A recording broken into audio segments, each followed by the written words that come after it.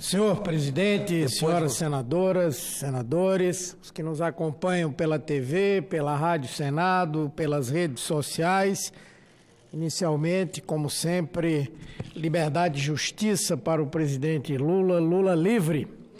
E é sobre ele que eu quero falar hoje, dizendo que o grupo que está abrigado sob o manto do Estado, dentro da chamada Operação Lava Jato, foi desmascarado.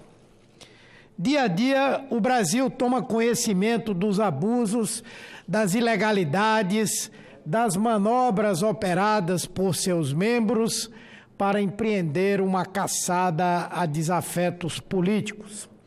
Foi assim com o presidente Lula, preso há quase 550 dias em processos absolutamente viciados, que geraram sentenças condenatórias maculadas pelo conluio entre o Estado acusador e o Estado julgador.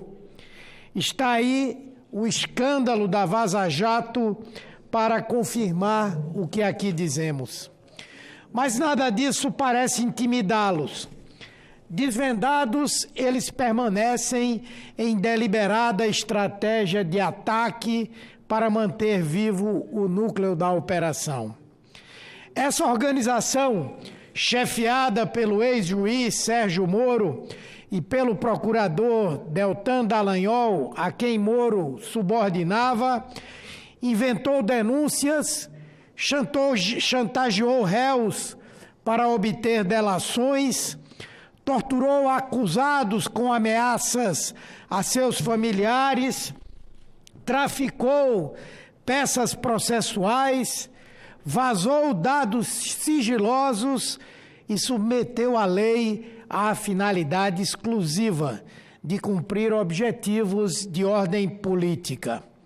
Foram denunciados por muitas das suas vítimas e pelas próprias mensagens que trocavam, tratando de forma minudenciada de todas as ilegalidades que praticavam. Foram denunciados por figuras insuspeitas, como um delegado da Polícia Federal que atestou que a operação destruía provas processuais. E até mesmo pelo ex-procurador-geral da República, Rodrigo Janot, ex-chefe do Ministério Público Federal e entusiasta da operação, que em seu controvertido livro de memórias afirma categoricamente que os procuradores de Curitiba exigiram dele que denunciasse o presidente Lula por organização criminosa, a despeito de uma decisão anterior do falecido ministro Teori Zavascki, que os proibia de adentrarem nessa seara. O que os procuradores queriam de fato era uma denúncia que precedesse e respaldasse a armação que eles estavam urdindo com Sérgio Moro em Curitiba para favorecer a primeira condenação de Lula. O então PGR diz que se recusou a atropelar o rito e acabou surpreendido por aquela apresentação em que o ex-presidente era a figura central daquele patético PowerPoint de Deltan Dallagnol. A denúncia era precária e o próprio Dallagnol reconheceu isso em mensagens que trocou. E por quê? Porque não havia provas, somente convicções, e Lula foi condenado por Sérgio Moro com base no absurdo e inusitado fato indeterminado. Agora, tudo se fecha nesse quebra-cabeça. Estão expostas as vísceras de um processo comprometido desde o início, em que a força-tarefa da Lava Jato chegou a ameaçar o próprio Procurador-Geral da República para conseguir a subversão da lei, passou por cima dele e armou para condenar Lula e retirar seus direitos. Agora tenta uma nova investida contra o ex-presidente. Os procuradores estão vendo o castelo de ilegalidades que ergueram desmoronar e querem a todo custo reagir para manter o que lhes resta, temendo decisões do Supremo que fragilizem ainda mais as suas decisões e as decisões do ex-juiz Sérgio Moro, num gesto inusitado. Em 5 anos de operação, pediram a progressão do regime do ex-presidente para mitigar sua condição de preso político e colocar-lhe uma tornozeleira eletrônica. Lula disse alto e bom som, não aceita, não vai trocar sua dignidade por sua liberdade. É um prisioneiro político injustamente condenado e não aceitará benefícios de um processo que está viciado desde a origem. Aceitar essa progressão de regime seria o mesmo que aceitar as regras dessa condenação ilegal feita com base no lawfare. Não há o que transigir, não há o que aceitar. Lula só sairá da prisão quando o Estado brasileiro reconhecer a nulidade das sentenças que o condenaram, quando tiver direito a um processo justo e não à caçada política que o submeteram. A Lula, a liberdade só interessa com a declaração de inocência, porque ele sairá daquela prisão com a mesma cabeça erguida com que entrou.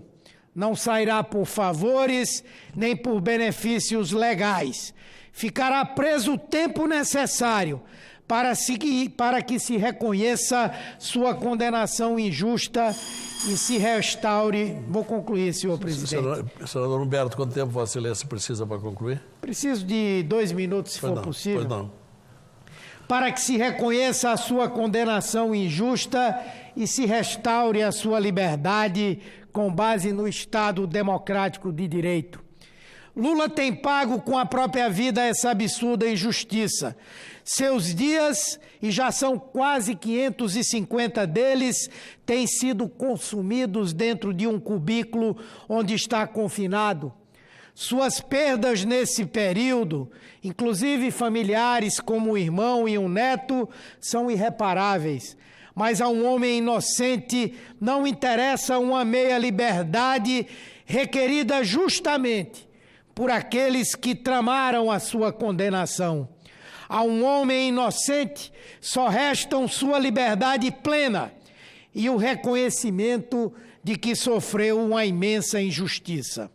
Quem sobreviveu à fome e por 2 vezes governou esse país com 90% de aprovação popular, não vai aceitar meio termo.